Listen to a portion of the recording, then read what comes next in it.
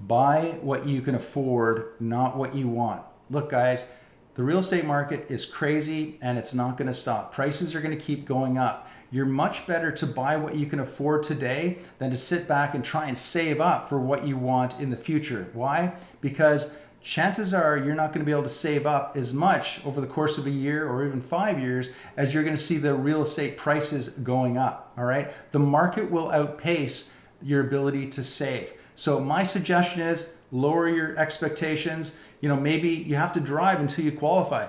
Move into the outskirts of the area that you want to be into. It gets a little bit cheaper the further you go out. And number 3, again, buy what you can afford.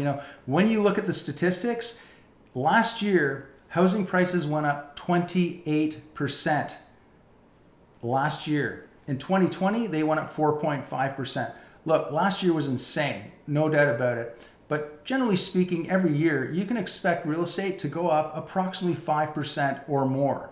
Does your income go up that much every year? I don't know. Think about it.